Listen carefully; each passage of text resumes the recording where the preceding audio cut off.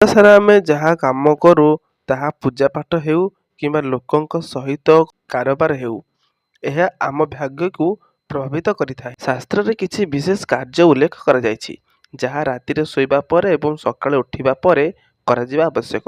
ଏହା ଶୋଇବା ଭାଗ୍ୟକୁ ଜାଗ୍ରତ କରେ ବୋଲି ବିଶ୍ୱାସ କରାଯାଏ। ଜଣେ ମାତା ଲକ୍ଷ୍ମୀଙ୍କ ଆଶୀର୍ବାଦ ଗ୍ରହଣ କରେ।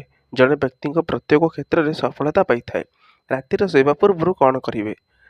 ଦେବୀ ଲକ୍ଷ୍ମୀ ଦୟାଳୁ ହେବେ। ଦେଖନ୍ତୁ, ଜ୍ୟୋତିଷ ଶାସ୍ତ୍ର ଅନୁଯାୟୀ ରାତିରେ ଶୋଇବା ପୂର୍ବରୁ ତୁମେ ସବୁବେଳେ ସ୍ୱାସ୍ତିକ ମନ୍ତ୍ର ଜପ କରିବା କିମ୍ବା ତୁମ ଇଷ୍ଟଦେବଙ୍କୁ ସ୍ମରଣ କରିବା ଉଚିତ। ଏଥିସହିତ ତୁମେ ଗାୟତ୍ରୀ ମନ୍ତ୍ର ମଧ୍ୟ ଜପ କରିପାରିବ। ଏହା ମନକୁ ଶାନ୍ତ କରିଥାଏ। ଜଣେ ଭଲ ନିଦ ପାଇଥାଏ ଏବଂ ଭଗବାନଙ୍କଠାରୁ ଆଶୀର୍ବାଦ ମଧ୍ୟ ପାଇଥାଏ। ଚାପରୁ ମୁକ୍ତି।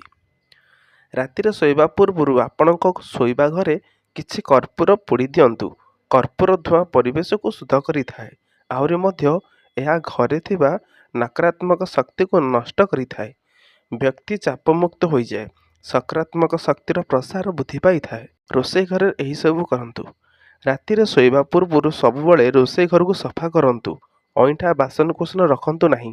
ରୋଷେଇ ଘରେ ସ୍ୱଚ୍ଛତା ହେତୁ ଦେବୀ ଲକ୍ଷ୍ମୀ ସର୍ବଦା ସେହି ଘରେ ରୁହନ୍ତି। ଆଶୀର୍ବାଦ ବଢ଼ିବ। ରାତିରେ ଶୋଇବା ପୂର୍ବରୁ ନିଶ୍ଚିତ କାଳ ମୁହୂର୍ତ୍ତ ସମୟରେ ଏକ ଘିଅ ଦୀପ ଜଳାନ୍ତୁ ଏବଂ ଦେବୀ ଲକ୍ଷ୍ମୀଙ୍କ ମନ୍ତ୍ର ଜପ କରନ୍ତୁ। ଏହା ଦାରିଦ୍ର୍ୟ ଦୂର କରେ।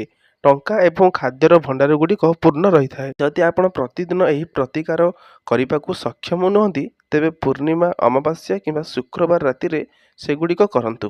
ବାଥରୁମରେ ଏହି ଭୁଲ କାମ କରନ୍ତୁ ନାହିଁ। ବାସ୍ତୁଙ୍କ ଅନୁଯାୟୀ ଖାଲି ବାଲ୍ଟି କେବେ ବାଥରୁମରେ ରଖାଯିବା ଉଚିତ ନୁହେଁ। ଏହି କାରଣରୁ ଆର୍ଥିକ ସମସ୍ୟା ଉପୁଜିବା ଆରମ୍ଭ କରେ। ଏପରି ପରିସ୍ଥିତିରେ ରାତିରେ ଶୋଇବା ପୂର୍ବରୁ ବାଲ୍ଟି ଭରନ୍ତୁ। ମାତା ଲକ୍ଷ୍ମୀ ଏଥିରେ ସନ୍ତୁଷ୍ଟ ହେବେ। ସକାଳେ ଉଠିବା ପରେ କ'ଣ କରିବେ? ପାପୁଲି ଦର୍ଶନ। ସକାଳେ ନିଦରୁ ଉଠିବା ପରେ ସର୍ବପ୍ରଥମେ ତୁମର ପାପୁଲିକୁ ଦେଖି ଏବଂ କୁହ, କରାଗ୍ରେ ବାସେ ଲକ୍ଷ୍ମୀ, କର ମଧ୍ୟେ ସରସ୍ୱତୀ, କର ମୂଳେ ତୀର୍ଥୋ ବ୍ରହ୍ମା ପ୍ରଭାତେ କର ଦର୍ଶନ। ଏବେ ଉଭୟ ପାପୁଲିକୁ ମୁହଁରେ ବୁଲାନ୍ତୁ। ବିଶ୍ୱାସ କରାଯାଏ ଯେ ଏହା ମାତା ଲକ୍ଷ୍ମୀଙ୍କ ସହିତ ଭଗବାନଙ୍କ ବ୍ରହ୍ମା ଏବଂ ଦେବୀ ସରସ୍ୱତୀଙ୍କ ଆଶୀର୍ବାଦ ଆଣିଥାଏ। ପିତାମାତାଙ୍କୁ ନମସ୍କାର। ପିତାମାତାଙ୍କ ସ୍ଥିତି ଭଗବାନଙ୍କ ସହ ସମାନ ବୋଲି ବିବେଚନା କରାଯାଏ। ଯେଉଁମାନେ ସକାଳେ ଉଠନ୍ତି ଏବଂ ସେମାନଙ୍କ ରୋଗୀ ଏବଂ ଗୁରୁଜନମାନଙ୍କ ଠାରୁ ଆଶୀର୍ବାଦ ମାଗନ୍ତି, ଦେବୀ ଲକ୍ଷ୍ମୀ ନିଜେ ସେମାନଙ୍କ ଘରକୁ ଆସନ୍ତି।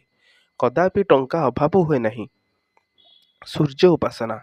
ସୂର୍ଯ୍ୟଙ୍କୁ ପୂଜା କରିବା କ୍ୟାରିୟରରେ ଅଗ୍ରଗତି, ସମାଜର ସମ୍ମାନ ଏବଂ ସ୍ୱାସ୍ଥ୍ୟରେ ଉନ୍ନତି ଆଣିଥାଏ। ମାତା ଲକ୍ଷ୍ମୀ ସର୍ବଦା ସାଧକଙ୍କ ପ୍ରତି ଦୟାଳୁ ଅଟନ୍ତି।